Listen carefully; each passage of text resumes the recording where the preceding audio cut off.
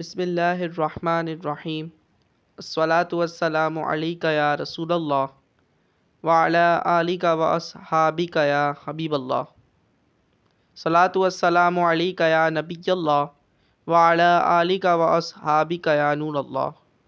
انشاءاللہ آج ہم واقعہ معراج کا مختصر واقعہ سنیں گے۔ اس سے پہلے ہم نے اس کا تھوڑا سا واقعہ سن لیا تھا، تو ہم اب اس سے آگے سنیں گے۔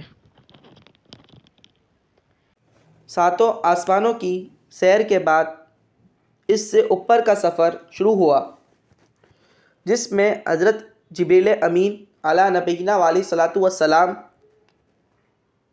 سدرۃ المنتہا تک ساتھ رہے۔ اللہ تعالیٰ نے سدرۃ المنتہا کے بارے میں فرمایا، اور انہوں نے تو وہ جلوہ 2 بار دیکھا سدرۃ المنتہا کے پاس، اس کے پاس جنت المأویٰ ہے۔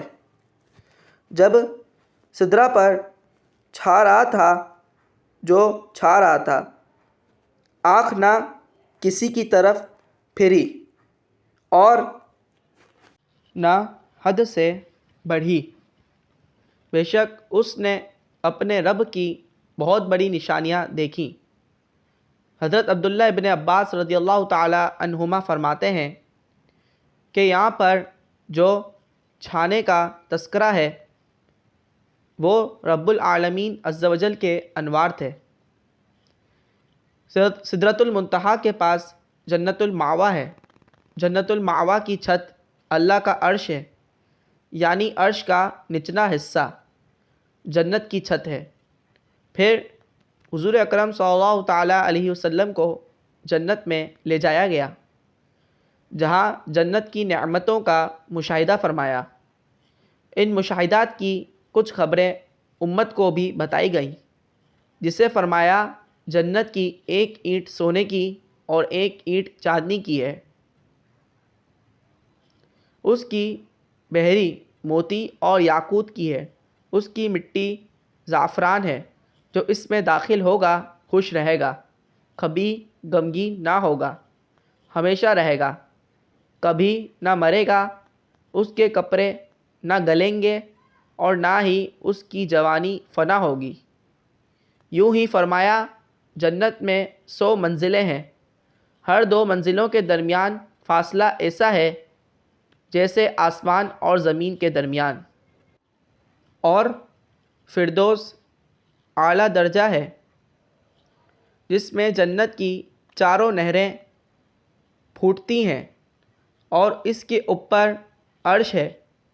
تو تم جب بھی اللہ سے مانگو تو اس سے فردوس مانگو۔ اسی طرح جنت کے درخت کے بارے میں فرمایا، جنت میں درخت ہیں کہ اس کے سائے میں 1000 سال تک کوئی سوار چلتا رہے تب بھی اس کا سایہ ختم نہ ہو۔ نبی اکرم صلی اللہ تعالیٰ علیہ وسلم نے جنت میں 4 نہریں بھی دیکھیں، ایک پانی کی، ایک دودھ کی، ایک شہد کی، ایک شراب کی۔ یہ وہ 4 نہریں ہیں جنہیں اللہ تعالیٰ نے قرآن پاک میں بیان فرمایا ہے۔ ترجمہ: اس جنت کا حال جس کا پرہیزگاروں سے وعدہ کیا گیا ہے یہ ہے کہ اس میں خراب نہ ہونے والے پانی کی نہریں ہیں، اور ایسے دودھ کی نہریں ہیں جس کا مزہ نہ بدلے، اور ایسی شراب کی نہریں ہیں جو پینے والوں کے لیے سراسر لذت ہے، اور صاف شفاف شہد کی نہریں ہیں۔ پھر ان 4 نہروں کے علاوہ ایک اور عظیم چیز کا مشاہدہ فرمایا، جس کے متعلق نبی کریم صلی اللہ تعالیٰ علیہ وسلم نے فرمایا، میں جنت کی سیر کر رہا تھا، سیر کرتے کرتے اچانک میں ایک نہر پر پہنچا۔ اس نہر کے کناروں پر کھولدار موتیوں کے گنبد تھے۔ میں نے جبریل امین سے کہا، یہ کیا ہے؟ انہوں نے کہا، یا رسول اللہ صلی اللہ تعالیٰ علیہ وسلم، یہ کوثر ہے جو آپ کے رب نے آپ کو عطا کی ہے۔ اس کی مٹی یا خوشبو تیز مشک اور کستوری کی ہے۔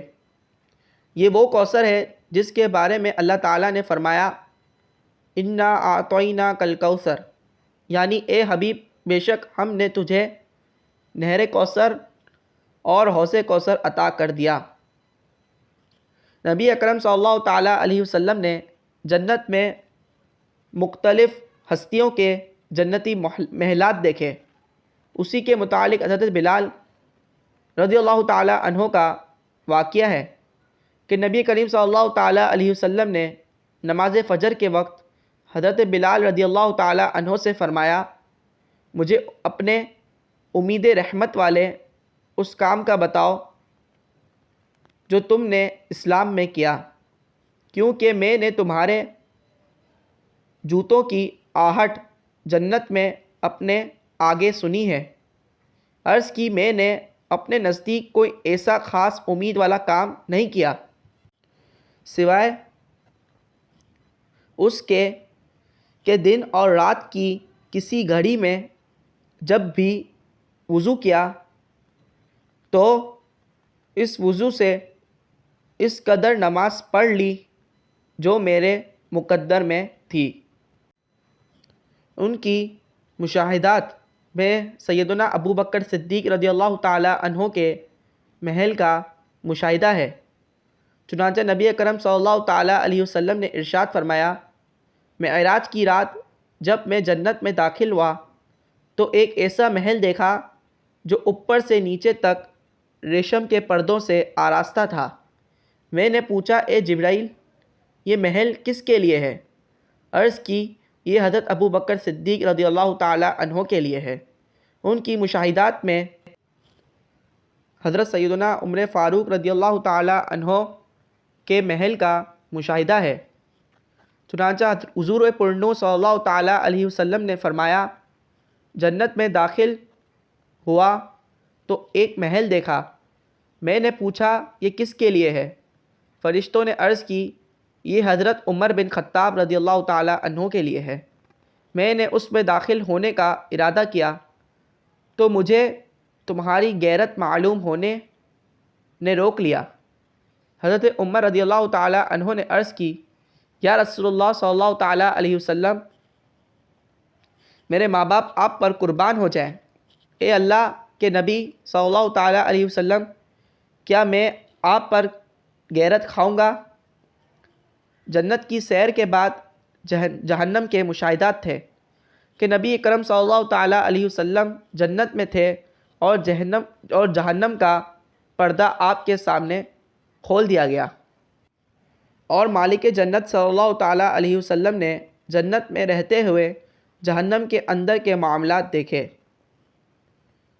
چنانچہ سود کھانے والوں کے بارے میں سرکار دو عالم صلی اللہ تعالیٰ علیہ وسلم نے فرمایا معراج کی رات میرا گزر ایسے لوگوں کے پاس ہوا جن کے پیٹ گھروں کی طرح بڑے بڑے تھے اور ان کے اندر سانپ تھے جو ان کے پیٹوں سے باہر نظر آ رہے تھے۔ میں نے پوچھا اے جبرائیل یہ کون لوگ ہیں؟ عرض کی یہ سود کھانے والے ہیں۔ فرض نماز کو بوجھ سمجھنے والوں کے متعلق مشاہدہ کیا۔ چنانچہ فرمایا پھر میں ایک ایسی قوم کے پاس آیا جن کے سروں کو کچلا جا رہا تھا۔ ایک بار کچلے جانے کے بعد وہ دوبارہ اپنی حالت پر لوٹ آتے تھے۔ میں نے کہا اے جبریل یہ کون لوگ ہیں؟ عرض کی ان لوگوں کے سر فرض نماز کی ادائیگی کے لیے اٹھنے سے بھاری ہو جاتے تھے۔ طعنے دینے اور غیبت کرنے والے افراد کا مشاہدہ کیا۔ چنانچہ فرمایا جب مجھے معراج کروائی گئی تو میں کچھ ایسی عورتوں اور مردوں کے پاس سے گزرا جنہیں ان کی چھاتیوں کے ساتھ لٹکایا گیا تھا۔ میں نے پوچھا اے جبریل یہ کون لوگ ہیں؟ عرض کی یہ منہ پر عیب لگانے والے اور پیٹھ پیچھے برائی یعنی غیبت کرنے والے ہیں۔ الغرض حضور اکرم صلی اللہ تعالیٰ علیہ وسلم کو جنت اور جہنم کا مشاہدہ کروایا گیا۔ پھر آپ صلی اللہ تعالیٰ علیہ وسلم نے اسے امت میں بیان فرمایا تاکہ امت جنت کی طرف لے جانے والے کام کرے اور جہنم میں لے جانے والے کاموں سے بچے۔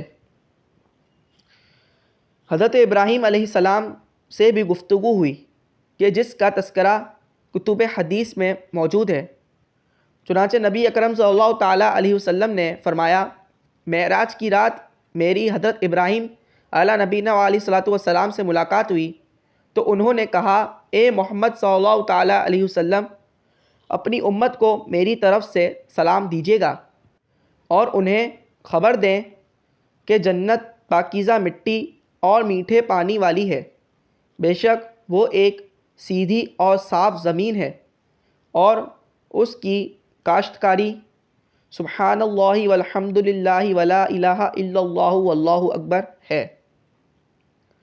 حضرت موسیٰ علیہ نبینا علیہ الصلوۃ والسلام سے ایک سے زائد دفعہ گفتگو فرمائی کہ جب آقا کریم صلی اللہ تعالیٰ علیہ وسلم نماز کا تحفہ لے کر واپس آئے تو حضرت موسیٰ علیہ السلام کی عرض پر آپ دوبارہ اللہ تعالیٰ کی بارگاہ میں حاضر ہوئے۔ چنانچہ تخفیف کا سلسلہ بارگاہ الہی میں بار بار واپسی اور حضرت موسیٰ علیہ السلام سے ہم کلام ہونا کتب حدیث میں مذکور ہے۔ نیز جب نماز 5 رہ گئی تو رب عز و جل نے فرمایا، اے حبیب، ہماری بات بدلتی نہیں ہے، تمہاری امت نماز 5 پڑھے گی لیکن ہم ثواب 50 کا عطا کریں گے۔ یہاں ایک بڑا دلچسپ نکتہ ہے کہ اللہ تعالیٰ نے حضرت موسیٰ علیہ نبینا علیہ الصلوۃ والسلام کی گئی کثیر باتیں قرآن میں بیان فرما دی، لیکن جو نبی اکرم صلی اللہ تعالیٰ علیہ وسلم سے باتیں ہوئیں وہ قرآن میں بیان نہیں فرمائی۔ صرف احادیث کریمہ میں نبی کریم صلی اللہ تعالیٰ علیہ وسلم نے چند باتوں سے پردہ اٹھایا، جبکہ خاص راز و نیاز والی باتوں کے متعلق قرآن مجید میں اتنا فرمایا، فَأَوْحَىٰ إِلَىٰ عَبْدِهِ مَا أَوْحَىٰ، ترجمہ، پھر اس نے اپنے بندے کو وحی فرمائی جو اس نے وحی فرمائی۔ ایک حکمت یہ ہے کہ حضرت موسیٰ علیہ نبینا علیہ الصلوۃ والسلام سے جو گفتگو تھی وہ مختصر تھی اور وہ دنیا کے عام معمول کے اوقات کے مطابق تھی کہ جتنی دیر حضرت موسیٰ علیہ نبینا علیہ الصلوۃ والسلام مصر کے راستے میں یا کوہ طور پر شرف کلام پاتے رہے اتنا ہی وقت کلام کیا، جو چند منٹ تھے یا چند گھنٹے، لیکن حضور سید المرسلین صلی اللہ تعالیٰ علیہ وسلم سے رب کریم نے جو باتیں فرمائی وہ مختصر نہیں تھی، کیونکہ معراج والی رات ظاہر میں تو چند لمحے تھے لیکن اپنی حقیقت کے اعتبار سے وہ ہزاروں سالوں پر مشتمل تھے، کیونکہ اس رات جس ترتیب اور تسلسل سے سفر ہوا اس کے لیے ہزاروں برس چاہیے۔ تو جب اس پورے سفر کا بنیادی مقصد خدا تعالیٰ سے کلام اور دیدار تھا تو اندازہ کیجئے کہ خاص اس کلام اور مناجات کے لیے سفر کا کتنا حصہ ہوگا اور کیا کیا کلام ہوا ہوگا۔ شاید اس کلام کے لیے کروڑوں صفحات بھی کافی نہ ہو۔ دوسری وجہ یہ ہے کہ حضور صلی اللہ تعالیٰ علیہ وسلم سے جو گفتگو ہوئی اس کا بہت سا حصہ ان اشیاء کے بارے میں نہ تھا جن کا علم عام لوگوں کو دیا جاتا۔ مخلوق کو فرمایا گیا، اے لوگوں، تمہیں بہت تھوڑا علم دیا گیا ہے۔ وہاں کی گفتگو اسرار الہیہ اور معارف ربانیہ پر مشتمل تھی۔ وہ ایسے علوم تھے کہ ہم جیسے عام لوگ اس کے لائق ہی نہیں، لہٰذا اسے قرآن پاک میں بیان نہیں کیا گیا۔ ہاں، نبی کریم صلی اللہ تعالیٰ علیہ وسلم نے اپنے مقربین صحابہ اور اولیاء امت کو اس کا جو حصہ عطا فرمایا وہ جدا چیز ہے۔ صلو علی الحبیب صلی اللہ تعالیٰ علی محمد صلی اللہ تعالیٰ علیہ وسلم۔ اللہ پاک ہم نے جو کچھ سنا اس کو یاد رکھنے دوسروں تک پہنچانے کی توفیق عطا فرمائے۔ آمین بجاہ النبی الامین صلی اللہ تعالیٰ علیہ وسلم۔